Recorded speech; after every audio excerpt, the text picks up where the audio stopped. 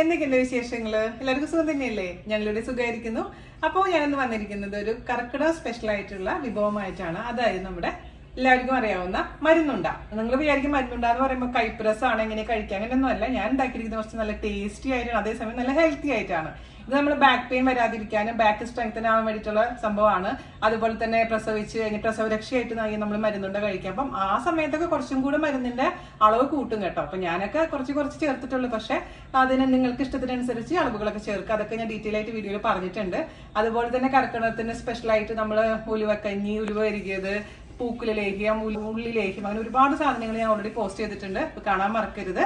അതുപോലെ തന്നെ കഴിഞ്ഞ ദിവസം പോസ്റ്റ് ചെയ്തിട്ടുണ്ടായിരുന്നു നമ്മുടെ ഫാമിലി വ്ളോഗ്, നാട്ടിലെത്തിയ വ്ളോഗ്. ഒരുപാട് പേർക്ക് ഇഷ്ടപ്പെട്ടു എന്ന് പറഞ്ഞാൽ സന്തോഷം.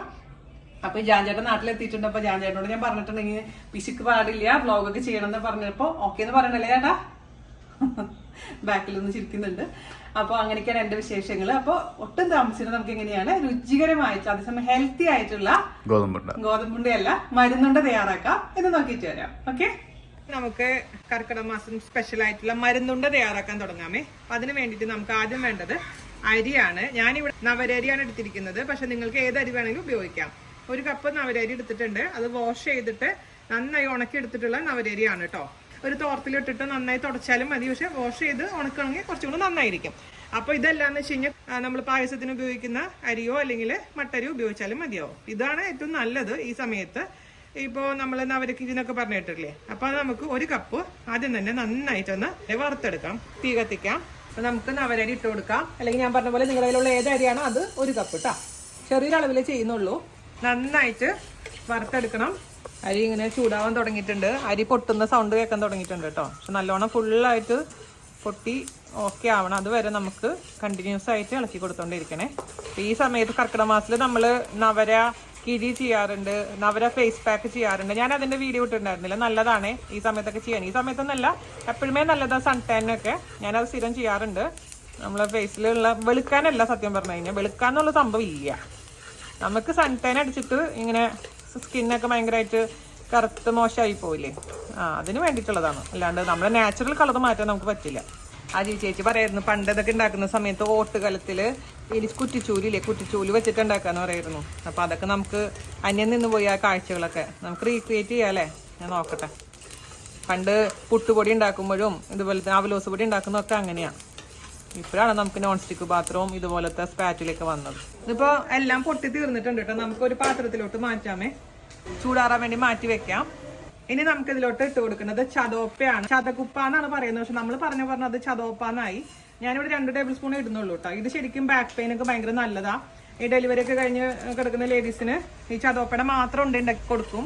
അപ്പോൾ ഇതിനൊരു വല്ലാത്തൊരു വാസനയാണ്.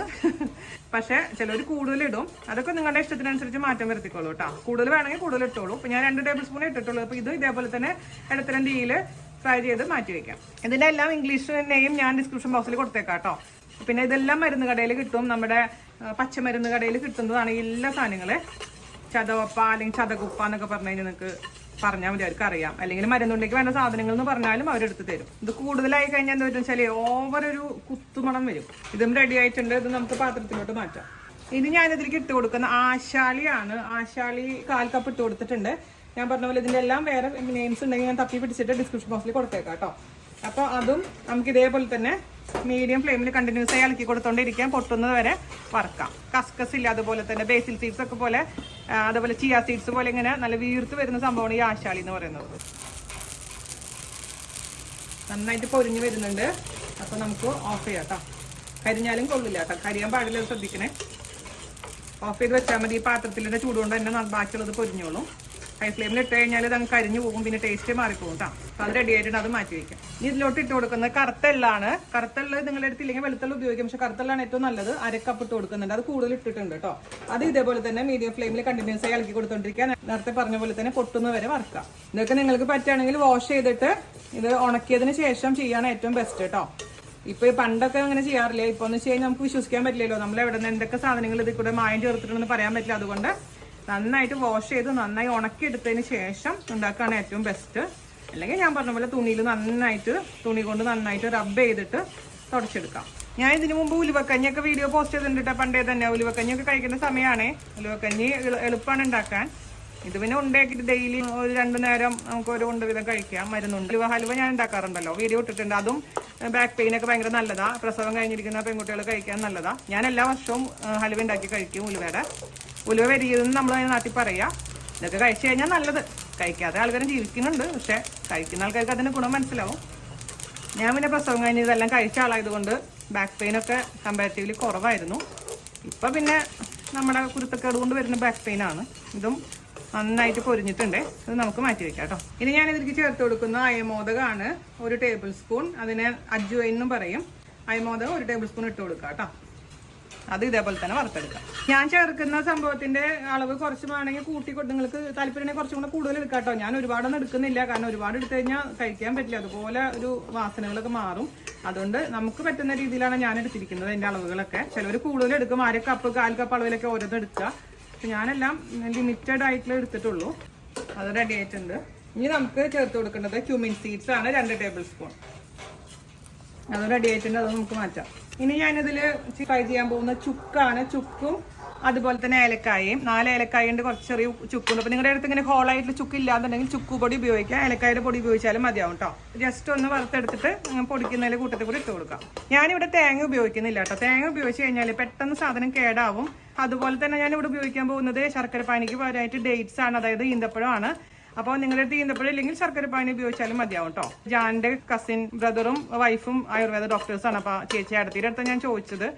അപ്പോൾ പിന്നെ ഇതിൽ നമ്മൾ ചേർക്കേണ്ടത് ഉലുവയാണ്. ഉലുവ നമ്മൾ ശ്രദ്ധിക്കേണ്ട കാര്യം എന്ന് വെച്ചാൽ നന്നായി വാഷ് ചെയ്ത് നന്നായി വെള്ളമൊക്കെ കളഞ്ഞതിന് ശേഷം ജസ്റ്റ് ഒന്ന് ഫ്രൈ ചെയ്തെടുത്താൽ മാത്രം മതി. ഓവറായി ഫ്രൈ ചെയ്ത് കഴിഞ്ഞാൽ ഉലുവ കയ്പ്പ് കൂടും.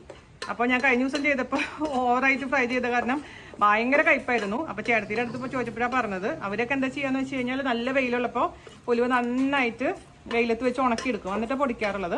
അപ്പോൾ ഞാനിങ്ങനെ ഇവിടെ ഉണക്കി വെച്ച പൊടി ഉണ്ടായിരുന്നു, പൊടിച്ചെടുത്ത പൊടി എൻ്റെ അടുത്തുള്ള കാരണം ഞാനിപ്പോൾ ഇതിൽ ഉലുവയുടെ പൊടിയാണ് ചേർക്കാൻ പോകുന്നത്. അപ്പോൾ നിങ്ങൾ ചെയ്യുമ്പോൾ ലൈറ്റായിട്ടൊന്ന് ചൂടാക്കി എടുത്താൽ മാത്രം മതി. ഓവറായിട്ട് വറുക്കരുത് കേട്ടോ, റോസ്റ്റ് ചെയ്യരുതേ. ഉലുവയുടെ കാര്യം ഞാൻ പറയുന്നത് കേട്ടോ.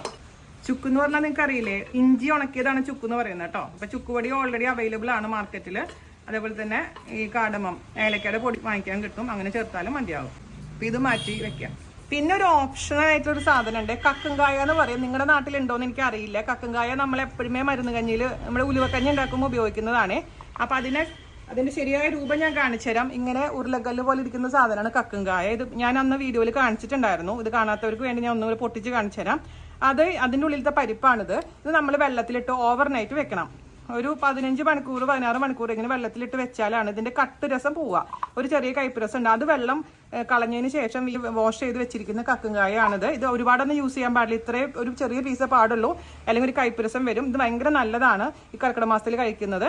അപ്പം ഇതില്ലെങ്കിൽ കുഴപ്പമൊന്നുമില്ല. ഇത് ഉള്ള കാരണം ഞാൻ ഉപയോഗിക്കണമെന്ന് മാത്രം കേട്ടോ. കക്കുംകായ അതിനെ എങ്ങനെയാണ് കാണുക, ആയുർവേദ കടയിലൊക്കെ ഉണ്ടാവും. ഞാനിത് പൊട്ടിച്ച് ഞാൻ കാണിച്ചു തരാം നിങ്ങൾക്ക്. ഇതിൻ്റെ ഉള്ളിലത്തെ പരിപ്പ് എങ്ങനെ ഇരിക്കണം, എങ്ങനെയാണ് പൊട്ടിക്കുക എന്നുള്ളത്. ശരിക്കും ഇതൊക്കെ പെട്ടെന്ന് കാണുമ്പോൾ നമ്മളൊരു കല്ല് പോലെയല്ലേ തോന്നുള്ളൂ, പക്ഷേ ഇത് സംഭവം ഇതൊരു കായാണെന്നുള്ളതാണ് സത്യം. അപ്പോൾ അതൊന്ന് ചൂടാക്കി എടുക്കട്ടെ. എന്നിട്ട് ഞാൻ കുറച്ച് കഴിഞ്ഞിട്ട് അത് പൊട്ടിച്ച് കാണിച്ചു തരാമേ. ഞാനിപ്പോൾ ഇത്ര ചെറിയ പീസ് മാത്രമേ എടുക്കുന്നുള്ളൂ. അത് വേഗം ഫ്രൈ ആവാൻ വേണ്ടിയിട്ട് ഞാൻ ചെറിയ പീസ് തന്നെ മുറിച്ചിട്ടുണ്ട് കേട്ടോ. ഇതിപ്പോൾ നമ്മുടെ അണ്ടിപ്പരിപ്പൊക്കെ വറുക്കണ പോലെ ഇങ്ങനെ വറുത്താൽ മതി കേട്ടോ. എന്നിട്ട് നമുക്കിത് മാറ്റി വെക്കാം. ഇതായിട്ടുണ്ട്, ഗോൾഡ് കളർ ആയിട്ടുണ്ട് എല്ലാ സ്ഥലത്തും. അപ്പോൾ നമ്മളെല്ലാം വറുത്തെടുത്തിട്ടുണ്ട്, ചൂടാറാൻ വേണ്ടി മാറ്റി വെച്ചിട്ടുണ്ട്. ഇനി നമുക്ക് ഇതിലേക്ക് വേണ്ടത് ഉലുവയാണ്. ഉലുവ ഞാൻ നേരത്തെ പറഞ്ഞ പോലെ ഫ്രൈ ചെയ്യണമെങ്കിൽ മൊത്തത്തിൽ ഉലുവ വാഷ് ചെയ്ത് അതിനകത്ത് വെള്ളമൊക്കെ കളഞ്ഞതിന് ശേഷം ജസ്റ്റ് ഒന്ന് ചൂടാക്കിയാൽ മാത്രം മതി. അല്ലെങ്കിൽ നിങ്ങളുടെ അടുത്ത് ഉലുവയുടെ പൊടി ഉണ്ടെന്നുണ്ടെങ്കിൽ അത് ഇട്ട് കൊടുത്താലും മതി. ഞാനിപ്പോൾ ഉലുവയുടെ പൊടിയാണ് ഇടാൻ പോകുന്നത്.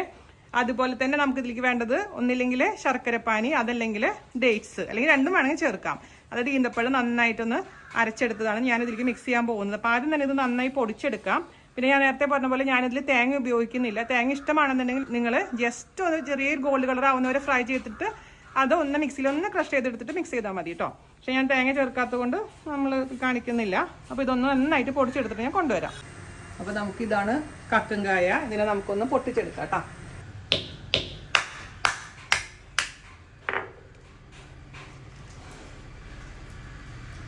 കണ്ട, ഈ പരിപ്പാണ് നമ്മൾ എടുത്തിട്ട് വെള്ളത്തിലിട്ട് വെക്കുക.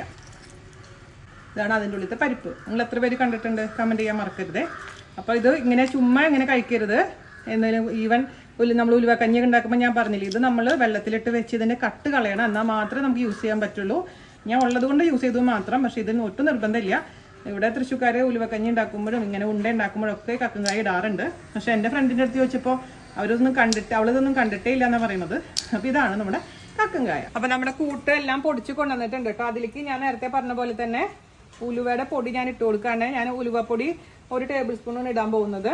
വറുത്ത് പൊടിച്ച് വെച്ചിരിക്കുന്ന ഉലുവപ്പൊടി കേട്ടോ. വറക്കുമ്പോൾ ലൈറ്റായിട്ട് ചൂടായാൽ മതി, അത് പ്രത്യേകിച്ച് ശ്രദ്ധിക്കും. ഉലുവ കൂടുതൽ ഇട്ടാലും നന്നായിരിക്കും, പക്ഷെ ഞാൻ കുറച്ച് ഇടുന്നുള്ളൂ. മിക്സ് ചെയ്ത് കൊടുക്കാം. ഇതൊക്കെ ഓരോരുത്തരുടെ ഇഷ്ടത്തിനനുസരിച്ച് മാറ്റം വരുത്തിക്കോളൂ കേട്ടോ. അളവുകളൊക്കെ മരുന്നുണ്ടാന്ന് പറയുമ്പോൾ ഇതൊക്കെ നല്ലോണം വേണം. പിന്നെ ഓരോ സ്ഥലത്ത് പോകുമ്പോൾ അതിൻ്റെതായ വ്യത്യാസങ്ങളുണ്ട് കേട്ടോ. തൃശ്ശൂർ ഉണ്ടാക്കുന്ന പോലെയല്ല ആലപ്പുഴയിൽ, ആലപ്പുഴ ഉണ്ടാക്കുന്ന പോലെയല്ല തിരുവനന്തപുരത്ത്, അല്ലെങ്കിൽ എന്താ പറയുക മലബാർ ഏരിയയിലൊക്കെ വ്യത്യാസം ഉണ്ടാവും. അപ്പം ഞാനിവിടെ എൻ്റെ വീടിൻ്റെ സൈഡിൽ ഉണ്ടാക്കുന്ന പോലെ ഉണ്ടാക്കിയിരിക്കുന്നത്. പിന്നെ ഇതിൽ നെയ്യ് ചേർക്കും പലരും, പക്ഷെ ഞാൻ നെയ്യ് ചേർക്കുന്നില്ല. നെയ്യ് വേണമെങ്കിൽ കുറച്ചിലേക്ക് ഒഴിച്ച് കൊടുക്കാം. ഇങ്ങനെ ഊറ്റാൻ കുറച്ച് ഹെൽപ്ഫുൾ ആയിരിക്കും നെയ്യ് ചേർക്കുമ്പോൾ. ഇതിലോട്ട് ഞാൻ നേരത്തെ പറഞ്ഞ പോലെ തന്നെ ഡേറ്റ്സ് ആണ് ചേർക്കുന്നത്, ഈന്തപ്പഴമാണ് ചേർക്കുന്നത്. ഈന്തപ്പഴം നന്നായിട്ട് മിക്സിയിൽ കുറച്ചായിട്ട് അരച്ചെടുക്കാം. അതല്ലെങ്കിൽ ശർക്കര പാനി ചേർത്ത് കൊടുക്കാം കേട്ടോ. ചേർത്തിട്ട് നമുക്ക് മിക്സ് ചെയ്ത് കൊടുത്ത് നോക്കാം. എന്നിട്ട് വേണമെന്നുണ്ടെങ്കിൽ എക്സ്ട്രാ ചേർത്ത് കൊടുക്കാം. അപ്പോൾ ഈന്തപ്പഴം മൊത്തം ചേർത്ത് കൊടുത്തിട്ടുണ്ട് കേട്ടോ.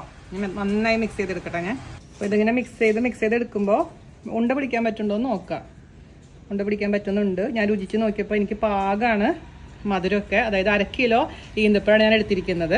ഇങ്ങനെ നമുക്ക് ഉണ്ട പിടിക്കാം. വേണമെങ്കിൽ കയ്യിൽ ഇച്ചിരി നെയ്യോ വെളിച്ചെണ്ണ തടവിന് ശേഷം ഇങ്ങനെ പിടിക്കണമെങ്കിൽ പെട്ടെന്ന് തന്നെ നമുക്ക് റെഡിയായി കിട്ടുമേ. ഞാനും ഈ ചെറിയ സൈസിലേ എടുക്കുന്നുള്ളൂ. ഈസി ആയിട്ട് കഴിക്കാം, എണ്ണ ഉണ്ടാവുകയും ചെയ്യും. ഇതിപ്പോൾ നമുക്ക് പുറത്ത് വെച്ചാലും കേടൊന്നാവില്ല. പിന്നെ സംശയം ഉണ്ടെങ്കിൽ നിങ്ങൾക്ക് തീർച്ചയായിട്ടും ഫ്രിഡ്ജിൽ വെക്കാം. അപ്പോൾ ഇത് നല്ല കയ്പൊന്നും ഇല്ലാത്ത ഉണ്ടയാണ് കേട്ടോ. ഞാൻ ഇന്നലെ ഉണ്ടാക്കിയത് പണി കിട്ടിയത് ഭയങ്കര കയ്പായിരുന്നു. പക്ഷെ ഇവിടെ കുട്ടാരനും അജയ് ചേച്ചിയും കണ്ണാചേട്ടനൊക്കെ കഴിച്ചിട്ട് നല്ലായിരുന്നു എന്ന് പറഞ്ഞു. കയ്പൊക്കെ വേണ്ടതെന്ന് ചോദിച്ചപ്പോൾ നിങ്ങൾക്ക് കയ്പ് രസം ഇഷ്ടമാണെന്നുണ്ടെങ്കിൽ ഉലുവ ഇഷ്ടം പോലെ ഇടാം. അര കപ്പ് വരെ ഉലുവ ഇടാവുന്നതേ ഉള്ളൂ. ഞാൻ പക്ഷെ കഴിഞ്ഞ ദിവസം ഉലുവയുടെ ഹൽവ ഉണ്ടാക്കിയ കാരണം അതോടെ ഇരിപ്പുണ്ട്. ഇന്നലെ ഉണ്ടാക്കിയ ഉലുവ കൂടുതലുള്ള ഉണ്ടയാണിത്. ഇതുപോലെ തന്നെ കുഞ്ഞുണ്ടകളായിട്ട് ഉരുട്ടിയെടുക്കട്ടെ കേട്ടോ.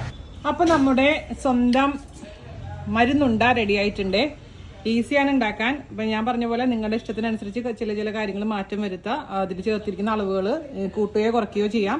ഉലുവയൊക്കെ കൂടുതൽ ചേർക്കണമെങ്കിൽ നന്നായിരിക്കും. അപ്പോൾ ഞാൻ ഒന്ന് ഒരെണ്ണെടുത്ത് മുറിച്ച് കാണിച്ചു തരാം. നമുക്ക് കുട്ടചേട്ടനും കണ്ണചേട്ടനും ഓരോന്ന് കൊടുത്ത് നമുക്ക് ടേസ്റ്റ് ചെയ്യിപ്പിക്കാം കേട്ടോ.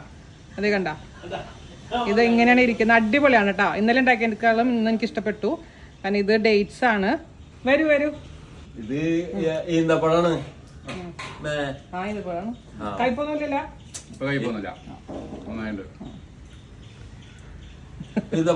ഈന്തപ്പഴാണെന്നേ ഞാൻ കള്ളം പറയണല്ലോ. ഈന്തപ്പഴാണ്.